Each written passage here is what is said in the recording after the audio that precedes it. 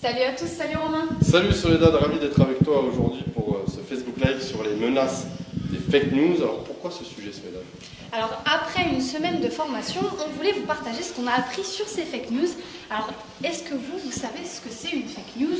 Est-ce que vous savez par exemple que ça pollue votre feed d'actualité? Donc à qui peut-on se fier? À quoi? Et surtout comment différencier le vrai du faux sur Internet? On va essayer de répondre à ces questions Soledad. Comment éviter ces pièges?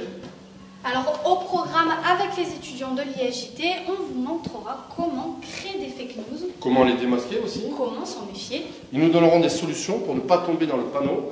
Et surtout n'hésitez pas à réagir, à interagir avec nous, car avec nous on a justement Léo et Brian qui nous transmettront vos questions en direct. Salut à tous, donc voilà, n'hésitez pas à nous envoyer des petits messages, on y répondra bien sûr avec plaisir. Nous allons nous balader dans les locaux de l'ISJT pour vous guider. Rencontrer ces étudiants qui vous montreront leur chronique. Et on va commencer tout de suite avec Enzo. Enzo, voilà. Salut Enzo. Bonjour Romain, bonjour Soleil. Alors, le terme explosé à la face du monde lors de la dernière présidentielle américaine, souvent utilisé par Trump, employé à tort et à travers, mais quand on parle de fake news, de quoi parle-t-on exactement, Enzo? Eh bien, je vais vous montrer une première vidéo, Romain et Soleil, qui va tout de suite vous mettre dans l'ambiance avec Donald Trump, donc l'instigateur de ces fake news. Donc je vous montre cette vidéo tout de suite. I'm very pro-life. I'm very pro-choice. Do you believe in punishment for abortion? Yes or no, as a principle? There has to be some form of punishment. I am pro-choice in every respect. Donc vous en conviendrez, en matière d'infos contradictoires, je crois qu'on tient notre champion, donc Donald Trump.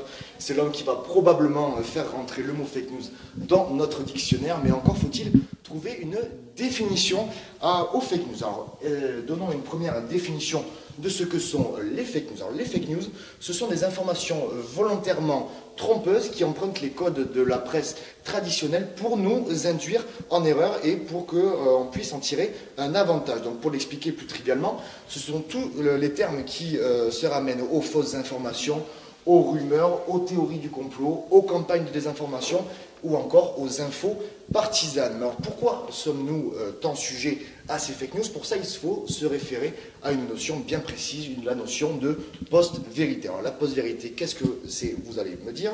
C'est tout simplement la tendance actuelle qui consiste à dire que les faits véritablement objectifs ont une influence moins importante pour modeler l'opinion publique que les appels à l'émotion ou aux opinions personnelle. Plus concrètement, une information, qu'elle soit vraie ou fausse, si elle nous touche dans nos émotions, on va plus avoir tendance à y croire, Soledad. D'accord, alors Enzo, on a vu côté théorique, mais côté pratique, ça donne quoi maintenant? Eh bien, c'est un peu plus complexe que ce que l'on pense. 3 interprétations possibles aux fake news. Tout d'abord, une info aussi véridique qu'elle puisse paraître peut être une info erronée. Dans ce cas-là, l'information délivrée est totalement inexacte, car son auteur, du moins celui qui l'a relayée, n'a pas pris le temps de vérifier ses sources et ses informations et la source dont elle provient. Soit parce que la personne n'a pas la compétence nécessaire pour le faire, ou bien parce qu'elle émet ces informations-là dans un contexte grave, que ce soit par exemple les attentats ou des choses comme ça, donc des sujets de société qui peuvent être très très clivants, comme par exemple pour les attentats du Bataclan.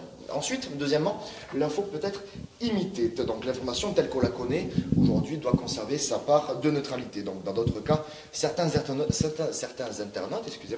se réapproprient ces informations dans une volonté de séduire son électorat, de créer de fait une fausse information. Ce fut notamment le cas lors de la campagne présidentielle avec Emmanuel Macron. Emmanuel Macron qui était accusé d'entretenir une relation homosexuelle avec le désormais ex-patron de Radio France, Mathieu Gallet. L'information montée de toutes pièces avait fait beaucoup réagir les internautes, comme va le montrer ce tableau que je vais vous montrer tout de suite. Tac, il se trouve. Donc c'était une fake news. Alors tout à fait, c'était Macron n'était pas en couple avec. Alors non, au final non. Mathieu Gallet donc n'était pas en couple avec Emmanuel Macron. Et d'ailleurs, ça avait beaucoup fait réagir les internautes parce qu'au moment de cette information où ces rumeurs ont été dévoilées, l'évolution de l'intérêt donc via Google Trends s'est envolée au-dessus des 100 000 mentions, des 100 000 donc un taux de participation très important. Donc l'information, bien que fausse, avait réussi à attirer l'œil des médias et avait véritablement posé la question de l'homosexualité du futur président de la République. Emmanuel Macron lui-même d'ailleurs avait donné une interview au magazine magazine têtu pour démentir la fake news. Enfin, troisième et dernier volet de la fake news, donc l'information parodique. L'information parodique n'a absolument évidemment rien de sérieux, comme son nom l'indique, puisqu'elle a pour but de provoquer l'hilarité du spectateur et de l'internaute. S'il existe des sites comme en France le Gorafi ou en Belgique Nord Presse, certaines personnalités politiques sont tombées dans le panneau. L'exemple parfait que je peux vous citer, c'est ce journaliste algérien qui avait cru une nouvelle du Gorafi qui expliquait que Marine Le Pen, si elle était élue à la tête de la France, envisageait de construire un mur entre l'Algérie et la France, en écho évidemment à la proposition de Donald Trump avec les Mexicains. Et alors Enzo, tu vas nous expliquer ce qu'était une fake news, Oui. Mais comment se fait-elle qu'elles aient pris une telle ampleur? Eh bien, ça peut paraître simple dans ce sens, mais c'est surtout l'avènement du web et des réseaux sociaux qui a décuplé les pouvoirs des fake news. C'est en fait un nouvel outil pour remettre en cause toutes les informations. Et de cette remise en cause permanente en découle une méfiance qui ne cesse de grandir de jour en jour. Plus personne ne sait qui croire, plus personne ne sait que croire, quoi croire. Alors, comment délier le vrai du faux? C'est là tout l'enjeu des fake news. De manière générale, il y a une certaine tentation du côté des médias qui consiste à relayer des contenus relativement viraux et donc pas forcément tout le temps vérifiés et où les journalistes n'ont pas pu recouper toutes leurs sources. Et donc ces erreurs-là, elles contribuent forcément à un climat de défiance que certains politiques ont à l'encontre des médias. Ensuite, il y a un aspect très important, ce sont les médias 2.0.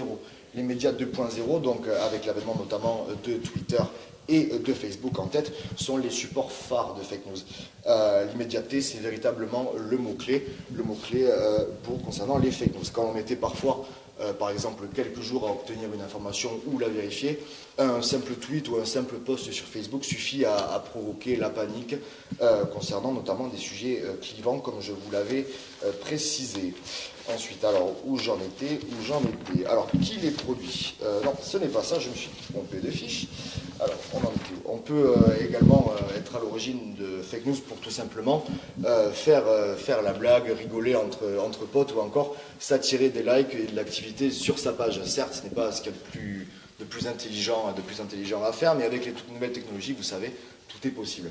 On peut enfin être à l'origine d'une fake news afin de manipuler l'opinion, de la faire adhérer à une cause politique, le plus souvent à des fins évidemment politiques. En juillet dernier, une eurodéputée FN avait retweeté une photo de ce qui semble être une caisse d'allocation familiale, donc une photo que je vais vous montrer tout de suite. Tac, tac. On peut quand même manipuler les fake news à plusieurs échelles. Enfin, Oui, c'est tout à fait ça. C'est tout à fait ça, grâce notamment, alors c'est pas celle-ci, je vais vous la trouver. Tac. Voilà. Donc voilà, donc dans un premier temps, vous avez cette première photo donc, relayée par l'eurodéputée FN Mylène Troszczynski, donc avec cette légende, gaffe à Rosny-sous-Bois le 9 décembre 2014. Le port du voile intégral est censé être interdit par la loi, sauf qu'on s'aperçoit ici donc, que le logo de l'allocation familiale a été rajouté. De plus, on s'aperçoit que cette photo prétendant être prise en France ne l'est pas, tout simplement parce que si vous regardez par ici, vous apercevez le logo du métro de Londres. Et cette chose-là, donc, c'est un neurodateur anglais, bien sûr. Donc tout ça pour prouver que on peut manipuler les photos grâce aux nouvelles technologies à son avantage et pour manipuler l'opinion publique. Donc en faisant une petite recherche, on peut retrouver facilement la photo. Oui, on peut trouver la photo grâce à de nouveaux outils qu'on verra par la suite. Et voilà, on peut très vite trouver si c'est une fake news ou pas. D'accord. Donc c'est notamment grâce à l'outil Tina Eye que l'on verra tout à l'heure. Voilà, donc ensuite, qui produit les fake news? Qui produit les fake news? Donc cela peut être par exemple des personnes lambda qui, pour affirmer leurs idées et appuyer leurs propos, vont relayer des informations souvent erronées. Elles peuvent le faire volontairement, car elles savent que ces informations seront assez fortes pour toucher la population et dans leurs émotions et la faire réagir. Ou bien ce relais d'information est involontaire car la personne qui relate cette fake news est en fait au bout de la chaîne, c'est-à-dire qu'elle va recevoir l'information telle qu'elle et elle va la relayer sans même prendre le temps de vérifier si cette information est vraie ou fausse. Donc ensuite, des médias peuvent être parfois à l'origine de fake news. Donc le dernier exemple que je vais vous montrer, c'est en février 2015. En fait, c'est l'agence France Presse, réputée pour, vous le savez, son sérieux dans ses démarches journalistiques, s'est fait épingler. Pourquoi? Pour avoir annoncé dans l'une de ses dépêches la mort de Martin Bouygues. Une information qui est erronée et puisque l'AFP a dû publier un démenti accompagné d'excuses. On se rappelle de cette fake news du coup. Ouais, et du coup, ce qui est important de savoir, c'est qu'aujourd'hui, les fake news sont sévèrement réprimandées, puisque pour la production ou la diffusion d'une fake news, on est passible d'une peine jusqu'à 45 000 € d'amende. Alors, avant de vous lancer, évidemment, pensez à vérifier vos infos. Merci Enzo pour cet éclairage. Et en parlant d'éclairage, Soledad, sais-tu comment on vérifie une image? Écoute, non, Romain, et je pense que Chloé va nous rejoindre tout de suite pour nous expliquer comment on peut faire. Bonjour Salut, à Chloé. tous. Bonjour Chloé. Excusez-moi. Alors, J'essaie de switcher un peu. Alors, imaginez-vous, vous recevez une image dans votre boîte mail ou dans votre bien le plus commun. Romain, je t'en prie.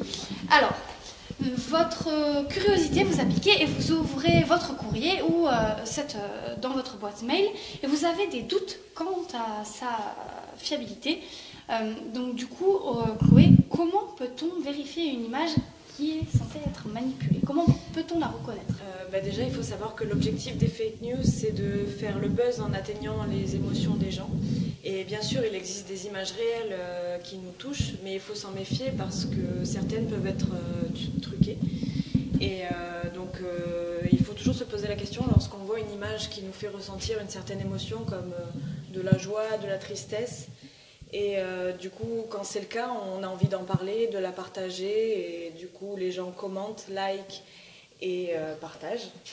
Et donc là, on commence à parler de buzz. Mais cette image n'est-elle pas trop belle pour être vraie? Eh bien, voilà, déjà, je vous montre la première image. En fait, si on regarde bien, on peut déjà voir peut-être un faux raccord.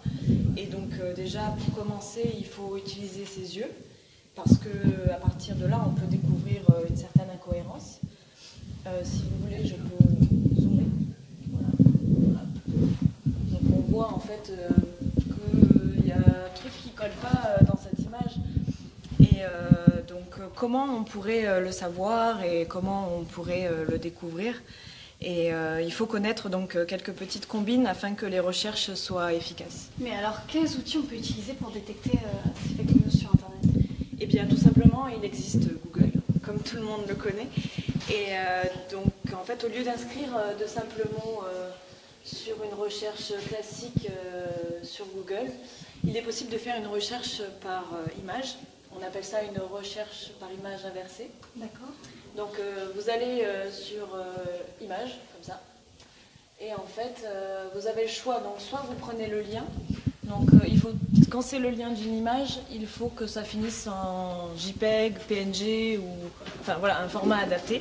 Donc je copie mon lien, et donc là j'appuie sur le petit appareil photo, donc soit je l'importe de mes données et de l'ordinateur, soit donc je colle l'URL. Et donc là, on lance la recherche, s'il veut bien. Voilà. Ça va arriver. Et donc, en fait, il faut toujours s'intéresser aux pages contenant des images identiques, parce que c'est de là où on peut retrouver l'image originale. Il faut descendre prends pas les premiers résultats. Il faut descendre. Non, il ne faut pas s'arrêter à la première page. Ce serait trop simple. Et donc, en fait, là, on voit que l'image est en réalité fausse. Voilà, ce n'est pas Fillon à côté de Marion Maréchal Le Pen, et c'est quelqu'un d'autre. Voilà. Et surtout, oui, justement, ne pas s'arrêter en haut de la page. Donc ça risque de prendre un peu de temps de remonter page par page pour trouver la photo originale. Oui, c'est vrai. Je suis tout à fait d'accord. Donc nous, en fait, notre objectif en tant que journaliste, ou même si vous ne voulez pas perdre votre temps à chercher une image, d'où elle vient, qu'est-ce que c'est, enfin voilà. Donc il existe beaucoup plus simple. Il existe Tinai. Donc voilà, en fait, c'est un peu le même principe que je vous ai montré juste avant. Et donc en fait, on peut chercher par image et non par mots-clés. Donc par exemple, cette image, vous voyez bien qu'elle n'est pas... Enfin, de la glace à Venise, ça paraît quand même... Un peu gros quand même. Oui, voilà. Donc du coup, je fais le même principe que je vous ai montré. Je copie mon lien. Et au lieu de le coller sur Google, je vais sur Tinai. Et donc je le colle. Hop. Et donc en fait, l'avantage de ce moteur de recherche, c'est qu'on peut rechercher par nouveauté, la dernière publication, le plus ancien, le plus cliqué. Et donc le but, c'est de chercher le plus ancien. Donc là, on voit bien qu'il n'y a toujours pas notre image qu'on souhaite. Donc il faut aller à la seconde page. C'est un travail minutieux quand même. Non, c'est beaucoup plus rapide qu'avec Google quand même. Et donc en fait, là, on retrouve la première publication qui date de février 2014. Et donc, j'ouvre le lien. Voilà. Et donc en fait, c'est un article qui explique bien que c'est une fausse photo et que en fait, c'est une personne qui aime bien faire du montage photo et qui est assez reconnue. Et donc, c'est lui qui l'a publié sur Instagram en 2014. Donc voilà, c'est l'origine de la photo. Donc ensuite, ensuite j'ai une autre astuce, une dernière astuce qui pourrait vous servir. Et le souci en fait, c'est qu'il faut justement faire ces démarches-là pour retrouver l'image d'origine, parce que les images circulent en boucle sur les réseaux sociaux et donc l'image elle a été compressée et peut avoir perdu plusieurs métadonnées. Mais quoi ? Donc je m'explique, les métadonnées en fait c'est ce qui permet de savoir où la photo a été prise, quand, quel type d'appareil et parfois même par qui. Et donc pour obtenir ces réponses, il faut donc trouver l'original et ensuite aller sur le site Jeffreys Metadata Viewer, hop, qui est là. Et en fait ce site, ça paraît un peu bizarre, ça fait un peu peur, on se demande qu'est-ce que c'est. Mais en fait, oui, voilà. C'est en fait un site qui permet de découvrir toutes les informations qu'on ne voit pas sur une image.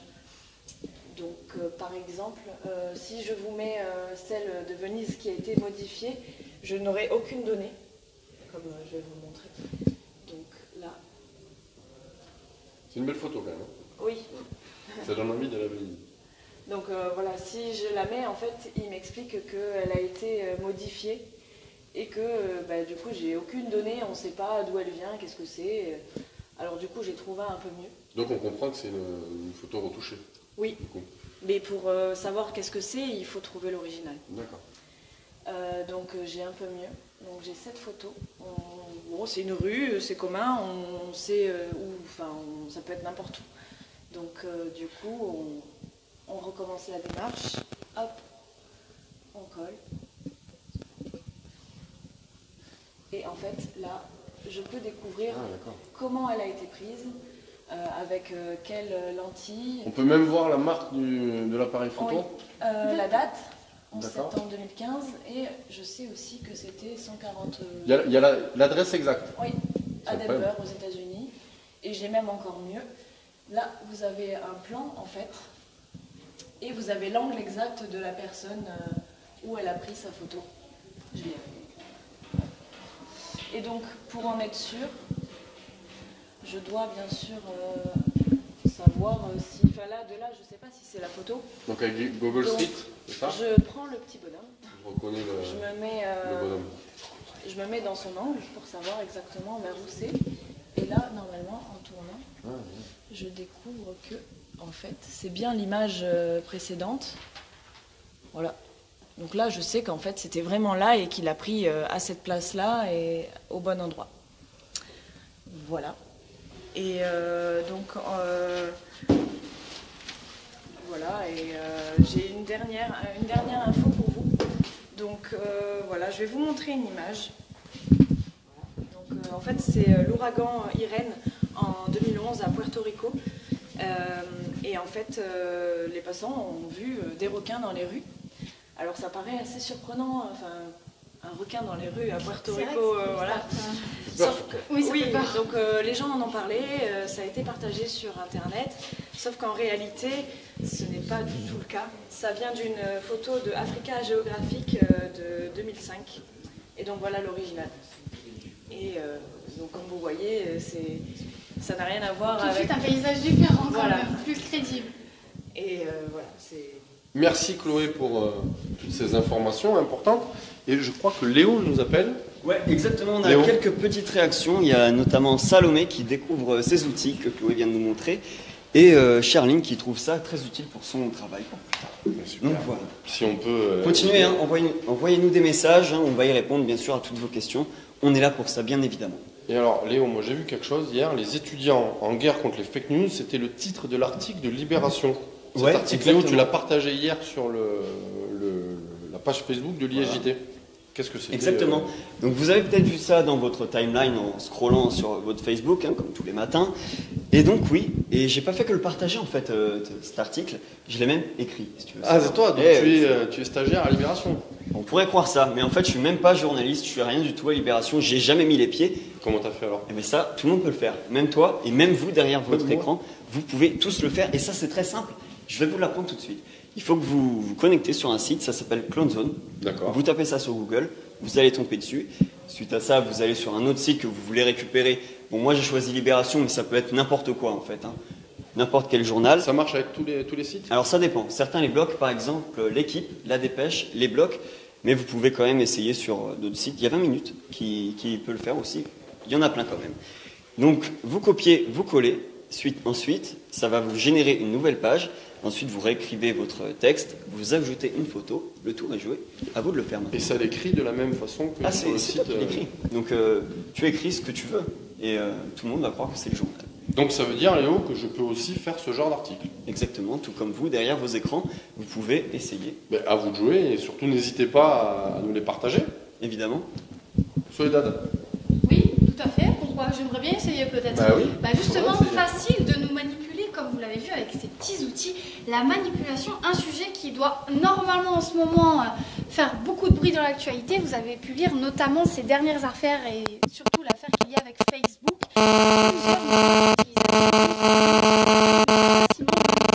Dans le but d'influencer le vôtre.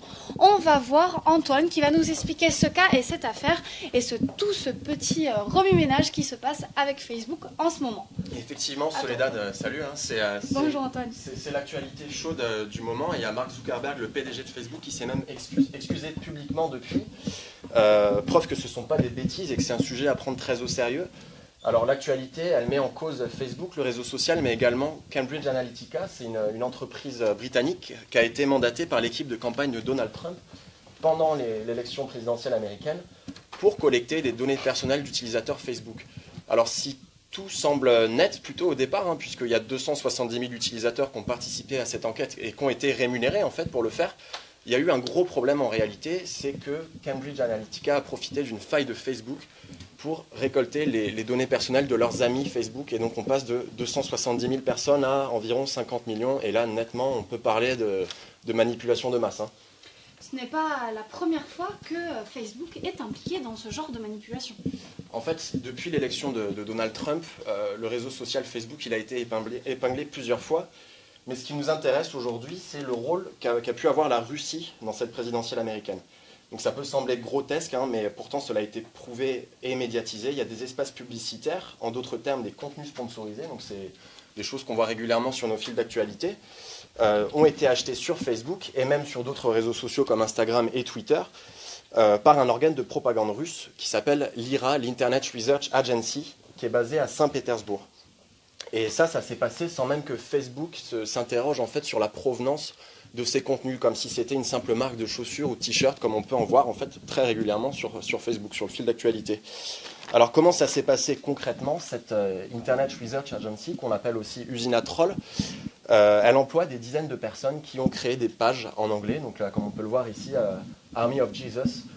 Et ces personnes, depuis ces pages, ont publié des contenus, ont publié des événements sur des sujets qui sont clivants aux États-Unis. Donc on peut voir là sur cette image par exemple, on a à gauche Satan, à droite Jésus, les deux font un bras de fer et donc on a Satan qui dit si je gagne, c'est Hillary Clinton qui va gagner les élections. Jésus répond non, non, pas si sûr. Et bon voilà, c'est un sujet clivant, effectivement la religion. On va regarder surtout le titre de la page, donc Army of Jesus. Et juste en dessous, la mention sponsorisée. Ça veut dire que les gens qui ont créé ce contenu ont payé pour qu'il soit partagé sur Facebook. Et on va regarder également le texte qui vient avec. Et on va regarder surtout le champ lexical. Alors, Hillary, c'est Satan. On parle de crime, de mensonge. Tout ça, ce sont des mots très forts qui sont utilisés en fait pour susciter l'émotion des utilisateurs. On peut passer à l'exemple suivant.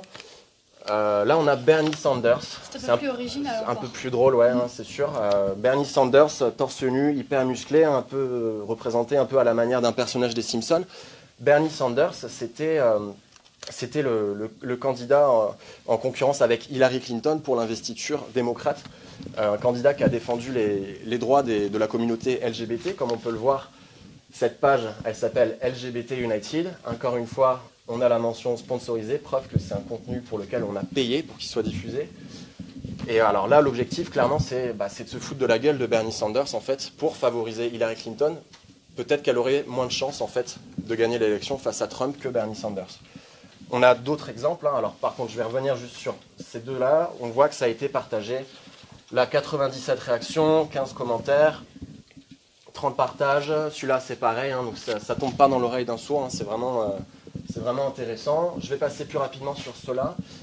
Donc à chaque fois, on est sur des sujets vraiment clivants aux États-Unis. Donc là, c'est Another Gruesome Attack, encore une attaque horrible sur la police par un activiste du mouvement Black Lives Matter. Donc là, c'est les Noirs. Là, je passe à l'exemple suivant, c'est le port d'armes. On est cette fois-ci sur Instagram.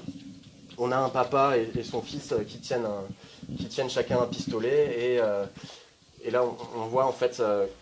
c'est marqué, c'est comme ça qu'on doit éduquer nos enfants. Donc le port d'armes, on sait que c'est un sujet qui chauffe aux États-Unis. On a d'autres choses.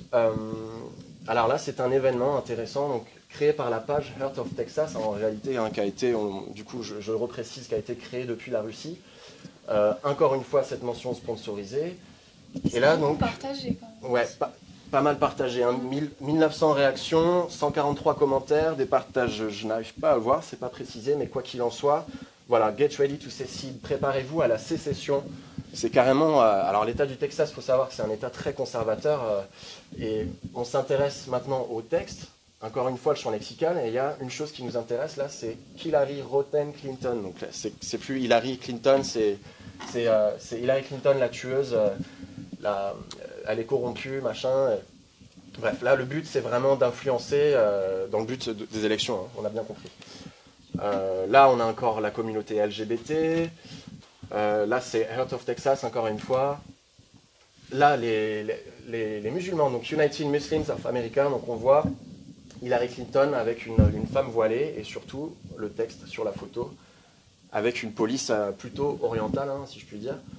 Là, c'est encore une fois, si vous votez Hillary Clinton, oulala, ça va être compliqué, les musulmans vont être favorisés. Là, on a les vétérans, un sujet très sensible aux États-Unis, l'armée, effectivement.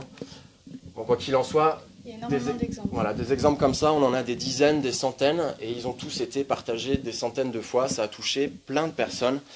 Et tous, sans exception, ont été créés depuis cette usine à trolls en Russie, dans le but non seulement de favoriser l'élection de Donald Trump, mais également d'attiser un petit peu le feu, de foutre la pagaille dans la communauté américaine. Et quoi qu'il en soit, voilà, si aujourd'hui Facebook assure faire le nécessaire pour que ça ne puisse plus arriver, en fait, notamment en contrôlant l'origine de ces annonceurs, donc bientôt, a priori, on pourra cliquer sur sponsoriser et voir d'où vient cette pub, ça laisse songeur, n'est-ce pas? Oui, il y en a énormément de fake news qui circulent, tu nous en as montré tellement, c'est difficile à contrôler quand même. Alors, on a quelques petites réactions. Voilà, il y a Tom sur Facebook qui nous a demandé, Antoine, Macron veut partir en guerre contre les fake news. Est-ce qu'il n'y aurait pas des dérives au niveau de la censure, dans la suppression de contenu? Quelle serait, selon vous, la meilleure solution? C'est vrai que ça pose plein de questions, notamment sur la liberté d'expression. Après, il faut aussi que je pense que les gens soient en mesure, les utilisateurs des réseaux sociaux, aient tous les outils nécessaires en fait, pour contrôler par eux-mêmes l'origine, la provenance de toutes ces fake news. Notamment, c'est ce que je disais, avec la possibilité sur Facebook, notamment, de pouvoir vérifier la provenance de ces contenus. Après, effectivement, ça soulève de lourdes interrogations sur ce qu'on va pouvoir nous-mêmes publier. Est-ce que moi, en tant qu'utilisateur de Facebook, je vais pouvoir publier une fake news juste pour faire rigoler mes copains? Pas si sûr. Si je suis sanctionné, je ne pourrais plus le faire. Et là, effectivement, ça pose des problèmes pour la liberté d'expression. On a aussi une autre question de Charline. Comment détecter la limite entre opinion personnelle et fake news? La limite entre opinion personnelle et fake news. Alors, il y a un élément qui est vraiment très important à relever et qu'on peut remarquer dans tous ces trucs-là que j'ai montrés, dans tous ces slides. À partir du moment où un contenu va susciter en vous une émotion forte, donc là par exemple, moi si je suis chrétien, catholique, je sais que Trump il va plutôt défendre mes intérêts, et là, cette image-là, ça va me faire réagir. Et à partir du moment où ça me fait réagir, je suis déjà en mesure de me dire, mais peut-être que si ça me fait réagir, c'est que ça a été fait pour. Et quelle est la limite entre opinion personnelle et fake news? En fait, ça devient fake news à partir du moment où c'est partagé, où c'est relu, où ça commence à prendre une dimension autre que la tienne, en fait, Charline. Toi, tu as le droit d'avoir ta propre opinion personnelle, tu as le droit de croire en ce que tu veux. À partir du moment où ça devient médiatisé et que ça devient partagé, là, c'est là la limite. Là, ça devient du fake news. Encore une question de Marwan Bouhou. Que faire quand on détecte une fake news? Que faire quand on détecte une fake news? Écoute, Marwan, on a déjà évoqué quelques outils en fait pour la vérifier. Je pense qu'il y en a d'autres qui vont être évoqués, si je ne me trompe pas. Oui, il y en a d'autres qui arrivent. C'est pour ça, ne bougez pas si vous voulez tout savoir. Il va falloir rester. Que faire pour détecter une fake news? Quand on détecte une fake news, alors par exemple, si c'est sur Facebook, tu peux signaler un post et dire ceci est faux, tout simplement. Et ça va être modéré par l'équipe de Facebook. Et quoi d'autre? Qu'est-ce que tu peux faire? Tu peux aussi très bien mettre un commentaire sur le post Facebook, sous le post, et expliquer en quoi c'est une fake news. Et si les gens le lisent, peut-être qu'ils vont comprendre. Et peut-être qu'ils vont du coup mieux réfléchir et comprendre que c'est faux effectivement. Après, j'ai envie de te dire, il y a un effet boule de neige, dans le sens où à partir d'une information est relayée, c'est un petit peu compliqué de revenir en arrière. Et la meilleure solution, je pense que c'est la modération, sur un réseau social comme Facebook en tout cas. Merci pour vos questions, n'hésitez pas à réagir aux autres interventions.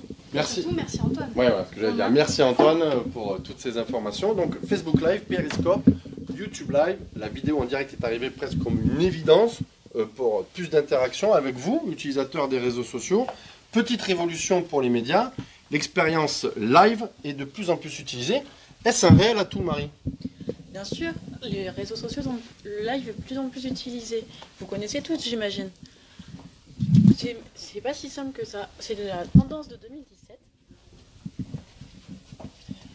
C'est la tendance de 2017. Mais tout le monde peut l'utiliser, mais ce n'est pas aussi simple. Vous imaginez bien que si c'était simple, tout le monde le ferait. La création d'un live streaming se réfléchit en amont et s'intègre dans une stratégie marketing afin d'obtenir les meilleurs résultats qui soient. L'outil de diffusion direct est utilisé par beaucoup de médias, tels que 20 minutes, Europe 1 ou RTL, pour réaliser des audiences numériques et toucher un public jeune et pas forcément intéressé en cas habituel par les médias.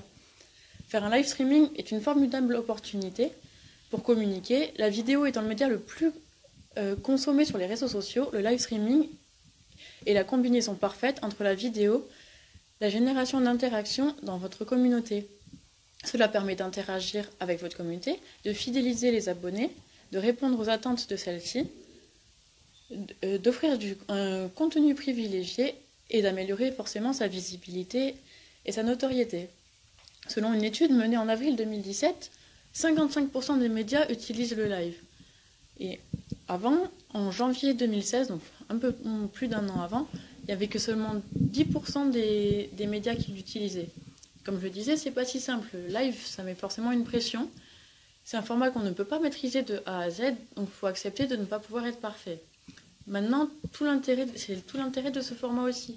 Même si c'est pas imparfait et incontrôlable, le live permet une interaction exceptionnelle avec l'auditeur en créant une certaine intimité et un sentiment d'authenticité tant recherché par les médias.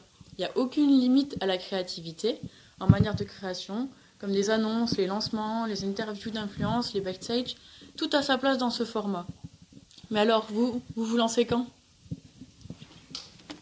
Merci Marie pour ton intervention. Alors vous êtes nombreux à réagir en ce moment sur les réseaux, sur le Facebook Live, et entre autres, ça peut paraître assez surprenant, et je vous l'avais partagé tout à l'heure sur Facebook, sur la page de l'école. Il y a Emmanuel Macron, regardez, qui a tweeté « Les fake news, c'est de la poudre de perlimpinpin », hashtag ISJT Live. Et c'est pas le seul, hein. On a aussi eu Norman, qui a tweeté son fameux mot « faux », avec suivi du hashtag ISJT Live. Alors, Quentin, est-ce que ces tweets aussi sont faux? Eh oui Léo, c'est faux. Un petit peu comme le système CloneZone en fait. Voilà.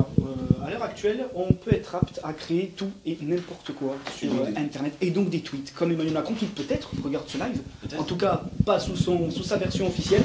Je vais vous montrer, regardez, c'est très très simple.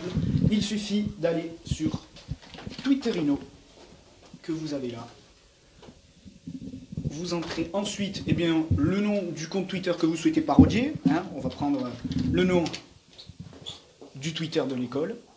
Et puis on va mettre un petit message, par exemple. Hop. Petit message partisan pour les deuxième année. Pour les deuxième année. Voilà. Voilà une bonne nouvelle pour eux.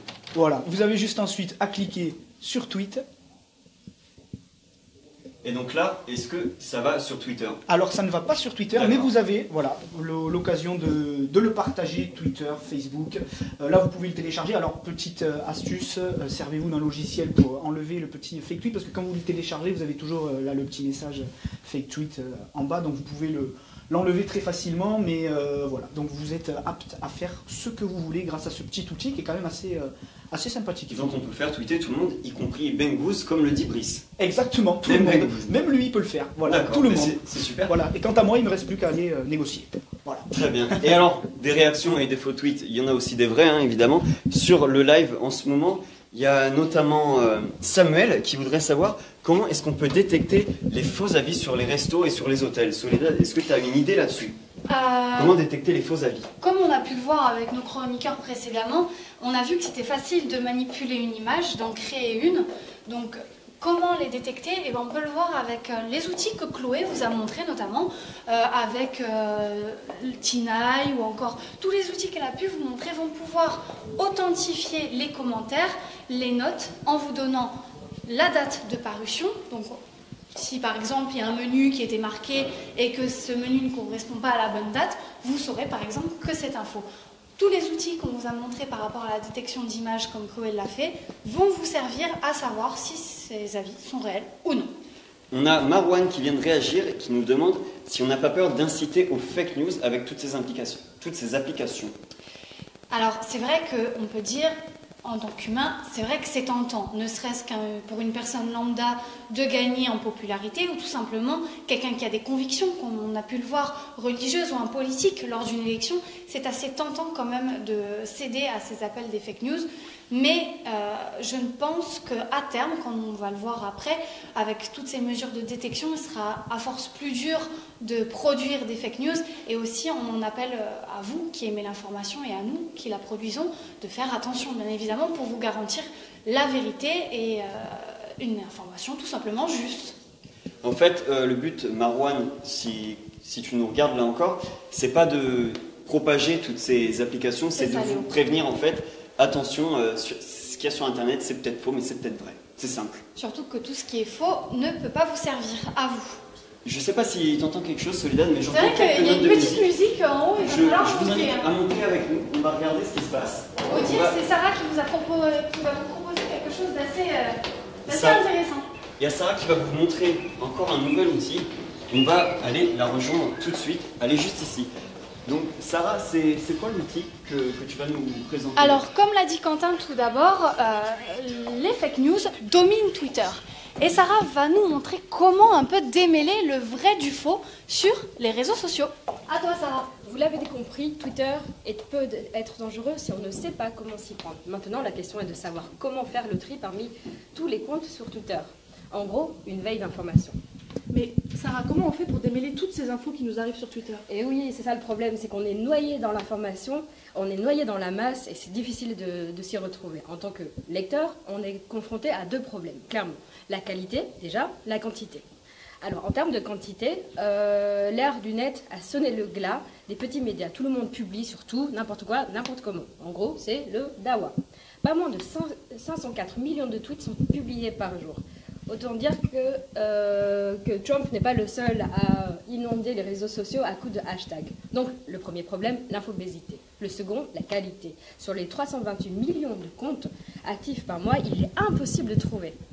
Mais alors Sarah, il existe un super outil sur Twitter qui permet de gérer tout ça. C'est TweetDeck. Explique-nous comment ça marche. Alors, je vous explique. Le premier réflexe, en fait, c'est choisir les personnes que vous voulez suivre sur Twitter. Mettons, on cherche des informations sur les fake news. Donc on va taper fake news. On cherche récent ou personne. Alors, dans les personnes, vous avez énormément de pages qui vont sortir. Là, moi je vais choisir par exemple fake news France, parce que c'est en France que ça nous intéresse. Enfin, c'est en France qu'on diffuse. Alors, on peut voir effectivement qu'il y a 161 abonnés et 134. C'est un compte. Il y a un bon ratio entre les abonnés et les abonnements. Exactement. Alors, de là, c'est pas compliqué. Vous cliquez sur Ajouter.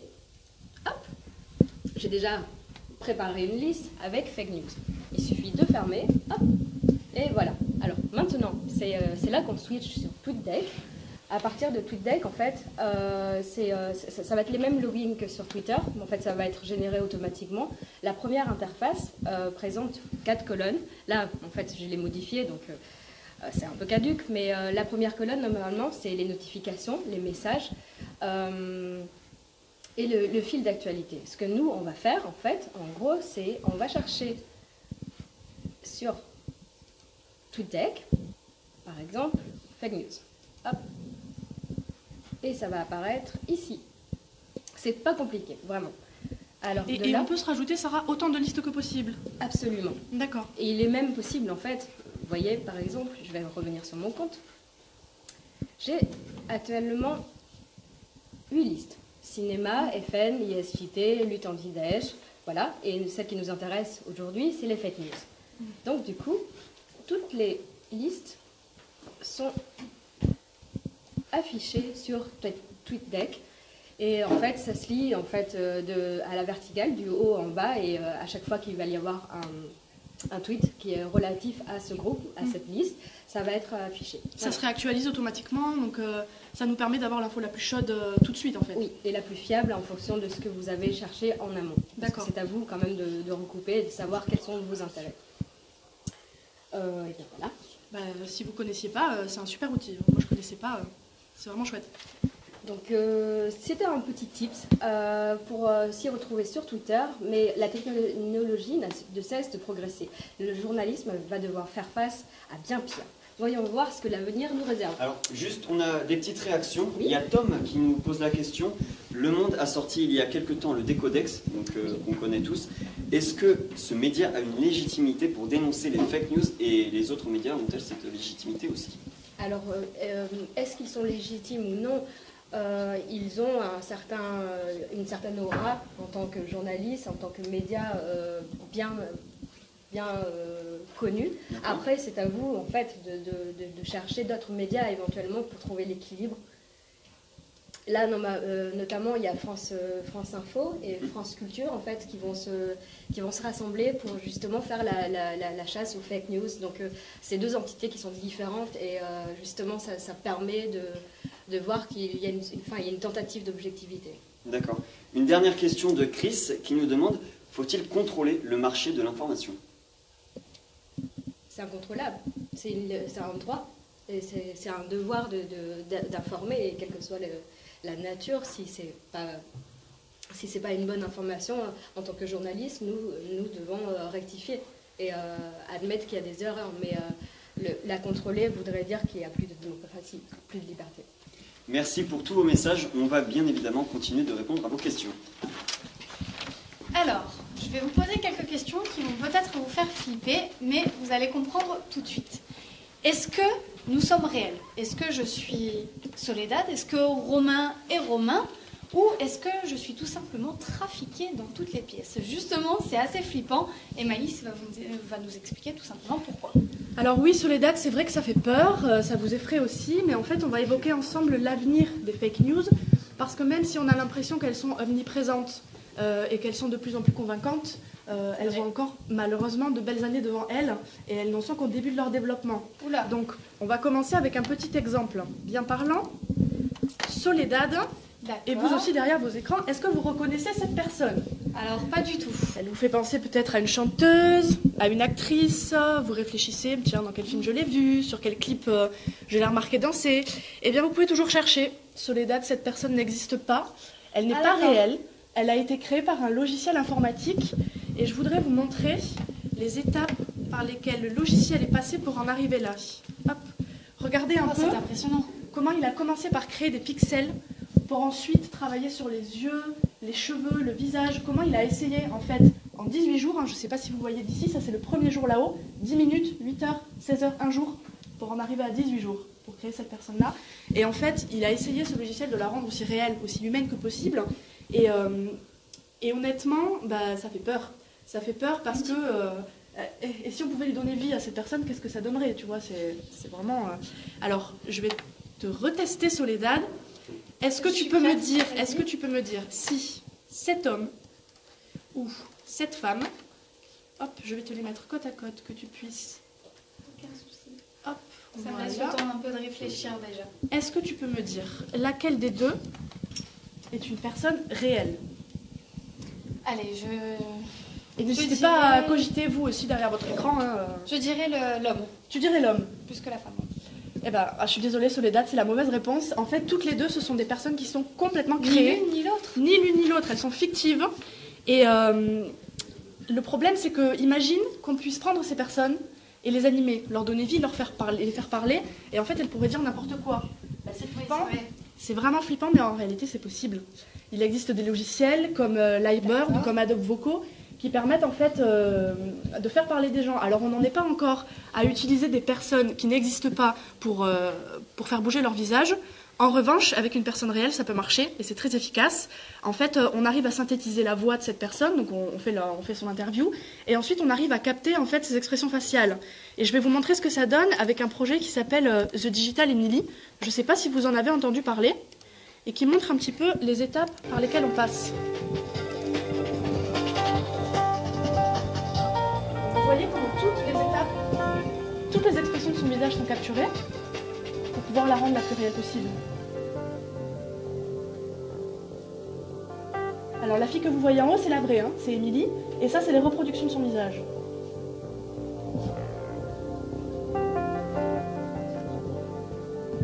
Ça, c'est le résultat final. Donc ce que vous voyez là, ce n'est pas son visage et ce n'est pas elle qui parle. Tout est faux. ImageMetrics is a markerless, performance-driven animation company. We specialize in high-quality facial animation for video games and films. Voilà, et là on vous montre en fait les différents tests qu'on a fait sur son visage, vous voyez, les différentes expressions qu'on a travaillées pour en arriver à ce résultat-là. Et ensuite vous allez voir le vrai visage d'Emily et vous allez pouvoir faire la différence. Voilà, là c'est elle. Donc, bon, vous me direz qu'un œil aguerri arrivera à faire la différence entre un faux visage, un faux son. C'est vrai que quand elle cligne des yeux, on voit que ça a tendance à... C'est quand même un peu compliqué. Ça fait comme un robot, tu vois, ça cligne pas très bien. Mais quand même réel. On est en 2018, ça fait déjà des années que ces techniques existent. Imaginez ce qu'on pourra faire dans 20 ans, dans 30 ans, dans 50 ans. C'est absolument dingue. Et le problème, c'est que ça s'applique au journalisme parce qu'on sera bientôt capable de monter des interviews, Soledad, de Donald Trump, d'Emmanuel Macron, de n'importe quel dirigeant politique et de leur faire dire absolument n'importe quoi. Et ça, c'est gravissime, c'est désastreux. Et c'est pour ça qu'on est là, nous, journalistes, pour essayer de rétablir un petit peu cette vérité, savoir ce qui appartient à la réalité ou ce qui est fake, ce qui est une fake news. Et je pense que le mieux placé pour vous en parler, c'est Robert Bourgoin, un journaliste spécialiste du web que vous allez retrouver tout de suite avec nos deux animateurs. Et oui, Malice, on a vu donc avec nos chroniqueurs quelques techniques pour reconnaître les fausses informations en tout genre, c'est-à-dire les faux sites, les faux tweets, les fausses images, etc. Mais il y a tellement de ces informations, que ce soit en texte, en photo ou en vidéo, et elles sont publiées tellement rapidement qu'on peut se demander, Soledad, si ce n'est pas un combat perdu d'avance. Non, Romain, il y a quand même encore un peu d'espoir, l'espoir qui réside en fait dans le rôle des journalistes pour vous protéger contre ce fléau, contre ces fake tweets donc. Et pour répondre à ces grandes questions, nous allons rejoindre notre invité, Robert Bourgoin, journaliste et enseignant ici à l'IAJT, qui donc nous a permis de nous former donc toute cette semaine aux fake news. Donc bonjour, Robert. Bonjour, Soledad. Bonjour, Robert. Ça va? Oui, alors on va commencer directement. Est-ce qu'il y a encore de l'espoir dans ce combat? Qu'est-ce qu'on peut faire finalement, Robert? C'est intéressant ce qui se passe depuis 1 an et demi et depuis quelques temps, c'est qu'on assiste à la fin de la lune de miel des réseaux sociaux. On ne peut plus prétendre maintenant qu'un réseau social planétaire comme Facebook, c'est un outil qui est totalement inoffensif, qui est très bien pour s'échanger des photos entre amis et tout. On se rend compte en fait que, donc, particulièrement avec le Brexit, avec l'élection de Donald Trump, que c'est un réseau sur lequel on a perdu le contrôle. En fait, Facebook, Mark Zuckerberg et compagnie ont perdu le contrôle sur ce réseau planétaire, un contrôle qui leur échappe. Alors, que peut-on faire dans ces cas-là? Alors, donc, Zuckerberg a annoncé cette semaine qu'il allait, d'ici la fin de l'année, embaucher jusqu'à 20 000 personnes pour s'occuper de la sécurité des données et de la modération sur le réseau Facebook. 20 000 personnes, vous allez me dire, c'est énorme, 20 000. Et pourtant, quand on pense au nombre d'usagers, plus de 2 milliards, vous faites le calcul rapidement, 20 000 sur 2 milliards, je ne sais pas si vous avez fait. Ça doit faire 0,01%. Moins d'1%. Moitié, 1 sur 100 000. Même pas, voilà, 1 sur 100 000. Donc, on le voit que c'est devenu humainement impossible de tout vérifier sur Facebook, d'autant plus avec des outils comme celui qu'on utilise en ce moment, le live, la diffusion en direct, avec lequel on n'a aucun filet de sécurité. On voit toutes les dérives auxquelles ça a donné lieu, beaucoup de suicides sur Facebook Live, des actes de torture, des meurtres, on en a vu encore récemment aux États-Unis, des gens qui font l'amour en direct. Donc on a l'exemple d'un outil qu'on a inventé sans se poser la question de savoir si les gens étaient prêts à l'utiliser. Donc voilà. Donc ça fait un peu peur ce que vous dites, puisque ce n'est plus possible humainement de vérifier tous ces contenus publiés sur Facebook ou sur Internet.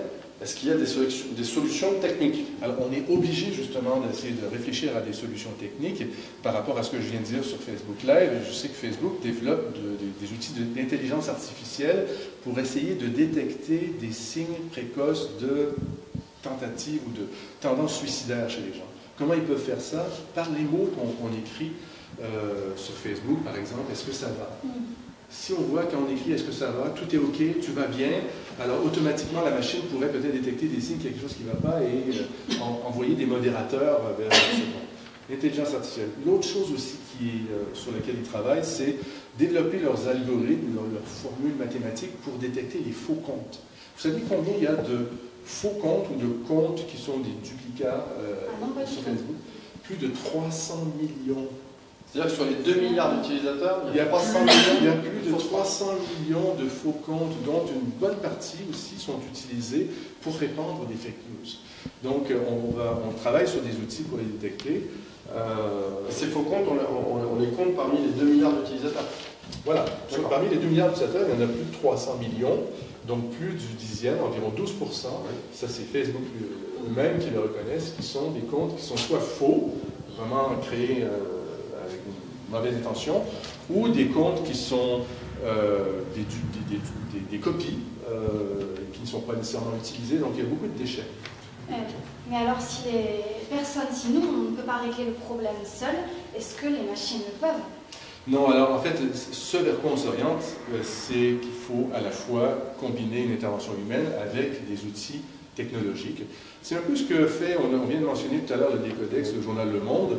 Il y a une équipe de modérateurs qui prennent la peine d'aller visiter des sites web et qui ensuite leur accordent une note sur leur niveau de fiabilité. Donc, ils ne disent pas, et comment ils le font? Ils le font en regardant sur le site si les informations sont sourcées, par exemple, lorsqu'il y a des erreurs factuelles qui sont faites, on les corrige, et ainsi de suite. On prête beaucoup de mauvaises intentions au monde, mais je pense que leur manière d'agir est très bonne. Ils ne disent pas aux gens, il faut croire ou il ne faut pas croire ce site. C'est simplement ensuite un repère visuel lorsqu'on installe ce petit plugin sur notre navigateur du Décodex qui nous prévient que ce site vérifie ses sources ou non. Donc, vous voyez, à la fois il y a des humains qui travaillent la vérification et un outil technique, une base de données qui est constituée par cette équipe du monde et qui vient s'intégrer sur nos navigateurs. Donc il y a plein d'initiatives comme ça, de grands journaux aussi. Donc les journalistes, vous là, les futurs journalistes, vous avez un rôle tellement important à jouer. On a besoin de vous. La vérification de l'information, c'est la responsabilité première des journalistes. Et moi, ce que je constate comme enseignant, malheureusement, c'est que les journalistes ne sont pas préparés du tout à la situation catastrophique, très, très inquiétante dans laquelle on se trouve. Donc, on parle de solution. Je pense que la grande solution aussi, c'est la formation. Il faut booster toute la formation autour de la vérification de l'information. Quand on parle de fact-checking, c'est quoi? C'est pas juste des petites techniques. On l'a vu, il y a des outils, on peut vérifier rapidement si l'image est vraie ou non. Ça va plus loin que ça. Il faut qu'on comprenne l'environnement dans lequel on est. C'est quoi un bot? C'est quoi les robots Twitter, par exemple? L'intelligence artificielle, comment elle intervient? Comment est-ce que les États peuvent mettre en place des systèmes pour manipuler les résultats d'élections, comme on l'a vu avec les États-Unis? Donc il faut vraiment qu'il y ait une petite révolution qui se fasse dans la manière dont on enseigne à la fois le journalisme, mais aussi dans toutes les écoles. L'éducation nationale devrait en faire une priorité absolue, dès l'école primaire même, d'enseigner aux jeunes de se méfier par rapport à ce qu'ils trouvent.